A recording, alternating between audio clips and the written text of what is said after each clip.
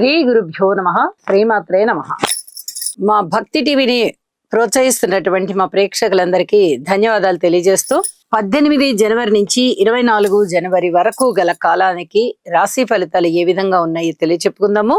ముందుగా గ్రహస్థితులు. వక్రించిన గురువు గారు మిథున రాశిలో, కేతు సింహ రాశిలో, చంద్రుడు ధనస్సు రాశిలో, రవి బుధ కుజ శుక్ర 4 గ్రహాలు మకర రాశిలో, రాహు కుంభరాశిలో, అలాగే శని గారు వచ్చేసి మీన రాశిలో. ఇక వారాంతంలోకి వెళ్ళేటప్పటికి మారిన గ్రహస్థితులు ఏ విధంగా ఉన్నాయి అంటే ఏ గ్రహాలు మారలేదు. చంద్రుడు మాత్రము మీన రాశిలోకి వెళ్ళి శని గారితో సంచరిస్తూ ఉన్నారు. ఇక గ్రహ సమ్మేళనాల యొక్క ఫలితాలను తీసుకున్నట్లయితే శుక్ర కుజ రవి బుధ ఈ 4 గ్రహాలు చతుర్గ్రహ కూటమి అని చెప్తాము. మళ్ళీ ఈ 4 గ్రహాలు కూడా కలిసే సంచరిస్తూ ఉన్నాయి ఈ వారం రోజుల కాలము కూడా. ఇంతేకాదు ఇంకా 3 వారాలు సంచరిస్తాయి. అయితే దీని యొక్క ఫలితం ఎలా ఉండబోతోంది అంటే కుజుని యొక్క స్థితి ఉచ్చ, శుక్రాచార్యుల వారికి మిత్రక్షేత్రం అవుతూ, బుధుడికి మిత్రక్షేత్రం అవుతూ, రవికి అప్పుడే మకర రాశి సంక్రమణం జరిగి ఉన్నది. మకర రాశిలో రవి గారు బాగానే ఉంటారు, మంచి ఫలితాలే ఉంటాయి. అయితే ఈ కాంబినేషన్ కలయిక ఏ విధంగా ఉండబోతోంది అంటే రవి బుధుల కలయిక మనకి బుధాదిత్య యోగాన్ని తెలియజెప్తూ ఉండగా, శుక్ర కుజుల కలయిక ఇక్కడ కొంచెం వ్యామోహం ఎక్కువగా ఉండడాన్ని సూచిస్తూ ఉంటుంది. అలాగే బుధ కుజుల కలయిక చాలా తెలివితేటలు ఎక్కువగా కనిపించడానికి ఎక్కువ ఉంటాయి. ప్రతి మనిషికి తెలివితేటలు ఉంటాయి. అవి ఒక్కొక్కసారి సందర్భానుసారము బాగా ప్రదర్శితం అవుతూ ఉంటాయి, ఒక్కొక్కసారి అవి మరుగున పడుతూ ఉన్నట్టుగా ఉంటాయి. ఇక్కడ చాలా యాక్టివ్ గా ఉంటారన్నమాట. బుధ కుజులు ఇద్దరు కూడా చాలా షార్ప్ గా ఉండే గ్రహాలే. ఇక్కడ ఆ విధంగానే ఫలితాలు ఉంటాయి. ఎలక్ట్రికల్ అండ్ ఎలక్ట్రానిక్స్ ఇలాంటి పరికరాల వినియోగం ఎక్కువ, ఉపయోగం ఎక్కువ ఇలా ఉంటుంది. అలాగే రవి కుజులు ఇద్దరు కూడా చాలా ఫోర్సబుల్ గా ఉండేటటువంటి గ్రహాలు, అంటే కొంచెం ఉద్రేక స్వభావం ఉంటుంది. వారిద్దరూ కూడా ఉన్నారు. అలాగే శుక్రాచార్యుల వారితో రవి కలవడం వల్ల మనకి శుక్ర మూఢమి అనేది ఒకటి, అంటే శుక్రుని యొక్క ఏవైతే అద్భుతమైన ఫలితాలు ఉంటాయో అవి కాస్త మరుగునబడి ఉంటాయి, ఎక్కువగా ప్రతిఫలించవు అవి. అలాంటి పరిస్థితి ఉంటుంది.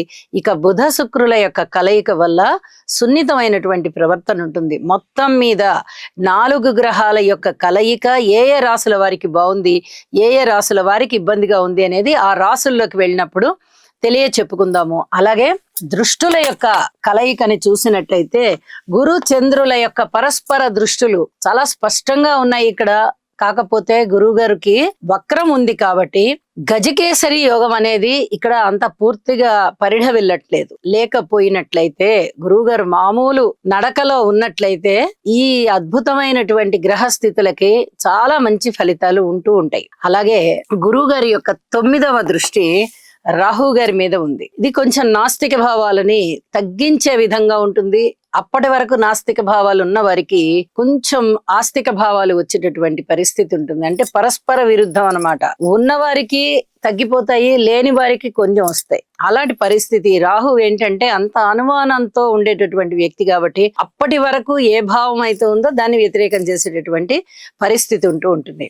ఇలాంటి పరిస్థితి ఉంటూ ఉండగా శని గారి యొక్క 10వ స్థాన దృష్టి చంద్రుడి మీద ఉంది. కొంచెం మానసికమైనటువంటి వేదన ఉండేటటువంటి పరిస్థితి కనిపిస్తూ ఉంటుంది.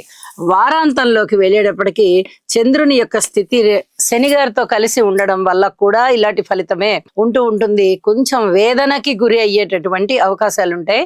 అయితే చంద్రుని యొక్క స్థితి మీన రాశిలో చాలా చాలా బాగా యోగిస్తుంది కాబట్టి, అలాగే శని గారు కూడా మీన రాశిలో, గురుగారి రాశి కదా, అంతగా దుష్ట భావాన్ని ప్రదర్శించరు కాబట్టి ఈ 2 గ్రహాల కలయికలో అంత ఎక్కువగా వేదన ఉండదు అని చెప్పి తెలియజేస్తూ ఇక రాశుల్లోకి వెళ్దాం. కన్యా రాశి వారికి ఈ వారం రోజుల కాలాన్ని పరిశీలన చేస్తే 5వ స్థానంలో శుక్రాచార్యుల వారు బాగున్నారు, 6వ స్థానంలో రాహు బాగున్నారు. మరి మిగతా గ్రహాల విషయంలో ఏవి కూడా అనుకూలంగా లేవు సరికదా. ఎటువంటి వ్యతిరేకతలు ఉన్నాయి అంటే గురువు గారి స్థితి దశమంలో ఉన్నది. అలాగే వ్యయస్థానంలో కేతు ఉన్నారు. అంటే ఎక్కువగా దాన ధర్మాలు చేయడం, లేదా ఏదో విధంగా ధనము ఖర్చు అయిపోవడము, వాళ్ళకి బాలేదా వీళ్ళకి బాలేదా, సరేలే ఏదో ధన సహాయం చేద్దాము అని అలాగా మనసు అయ్యో అనిపించి ఇచ్చేసేయడము, మీ అవసరాల దగ్గరికి వచ్చేటప్పటికి ధనానికి ఇబ్బంది పడడము, భార్యాభర్తల మధ్య అనుకూల్యత లేకపోవడము, సంతానం విషయంలో కొంచెం పర్వాలేదు, బానే ఉంది అన్నట్టుగా ఉంటుంది తప్ప చాలా బాగుంది, మనసుకు తృప్తిగా ఉంది అనిపించేటట్టుగా లేకపోవడము, కుటుంబ జీవితంలో ఎక్కువగా సమయాన్ని వెచ్చించి ఎక్కువగా కాలాన్ని వెచ్చించి ఆ సమయాన్ని అక్కడ ఏర్పాటు చేసుకోవడము, ఇలాంటివి ఎక్కువగా ఉంటూ ఉంటాయి. అన్నదమ్ముల సహాయ సహకారాలు చాలా తక్కువగా ఉన్నాయి. మాతృవర్గ రీత్యా కొంచెం బానే ఉంటుంది, స్థిర చిరాస్తుల రీత్యా బానే ఉంటుంది. విద్యార్థులకి కూడా వాళ్ళ యొక్క శ్రమకి తగిన ఫలితాలు కనిపిస్తూ ఉంటాయి. వ్యవసాయదారులకి కూడా చాలా మంచి ఫలితాలు ఉంటాయి. కార్మికులు, కర్షకులు, నేత పని వారు, చేతి వృత్తుల వారు, వీరందరికీ చాలా అనుకూల ఫలితాలే కనిపిస్తూ ఉన్నాయి.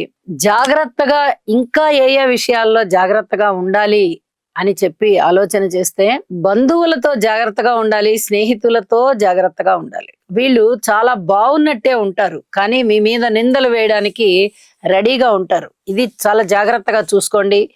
ఇది ఒక హెచ్చరిక లాగా తెలియజేస్తున్నాను. ప్రతి వాళ్ళు అనుకూలంగా ఉండరు. వీళ్ళు నా ప్రాణ స్నేహితులు, వీళ్ళు మన ముఖ్యమైన బంధువులు, ఇలాంటి అపోహలు పడకండి. ఇలాంటి అపోహలు పడ్డారంటే వాళ్ళ వైపు నుంచే మీకు ఏదైనా గాని ఎదురుదాడి తప్పదు అని చెప్పి తెలియజేస్తూ ఉన్నాను.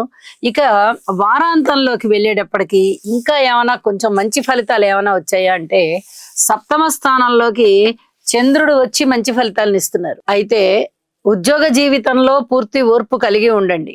ఇది చాలా చెప్పదగినటువంటి సూచన. గురువుగారు దశమ స్థానంలో సంచరిస్తూ ఉన్నంత కాలము మీరు ఈ రకమైనటువంటి జాగ్రత్త తీసుకోవాల్సిందే అని చెప్పి మరీ గుర్తు చేస్తూ ఉన్నాను. ఇక ఏదైనా మీకు పూర్వం మొదలుపెట్టిన పనులు అడపాదడపా ముందరికి వెళ్తూ ఇప్పుడు పూర్తిగా విజయ అవకాశాలను ఇస్తున్నాయి అని చెప్పి తెలియజేస్తూ ఉన్నాను. వ్యక్తిత్వం భంగం కాకుండా చూడండి, ధనము ఎక్కువ ఖర్చు అవ్వకుండా చూడండి. దూర ప్రాంత ప్రయాణాల విషయంలో కూడా మీరు కొన్ని వ్యయ ప్రయాసాలు కోర్చి చేయవలసి ఉంటుంది. అలాంటివేవీ లేకుండా జాగ్రత్త పడండి. ఈ వారం అంతా కూడా జాగ్రత్తలు తీసుకోవడంతోనే మీకు సరిపోతుంది. ఈ అనుకూలత, భార్యాభర్తల మధ్య అనుకూలత విషయంలోనూ అలాగే ఉంది, బంధుమిత్రుల సహకారాలు విషయంలోనూ అలాగే ఉంది, ఉద్యోగ జీవితము అలాగే ఉంది. ఇలా ప్రతి అంశము కూడా జాగ్రత్తలతో కూడి ఉన్న కారణం చేత ఎక్కువగా ఏవి కూడా ఇతరుల పెద్దల అభిప్రాయాలు తీసుకోకుండా మీ సొంతంగా మీరు తొందరపడి నిర్ణయాలు తీసుకోకండి. కొంచెం సంయమనం వహించండి అని చెప్పి తెలియజేస్తున్నాను. శని గారికి తైలాభిషేకం చేయించండి, హనుమాన్ చాలీసా పారాయణ చేయండి, విష్ణు సహస్రనామ స్తోత్ర పారాయణాలు చేయండి. ఇంకా మీకు మనశ్శాంతి పెరుగుతుంది అని చెప్పి తెలియజేస్తున్నాను. శుభం. గురుగ్రహ అనుకూలత కొరకు దేవానాం చ ఋషీణాం చ గురుం కాంచన సన్నిభం బుద్ధిమంతం త్రిలోకేశం తం నమామి బృహస్పతిం. ఓం హ్రాం హ్రీం హ్రౌం సహ బృహస్పతయే నమః.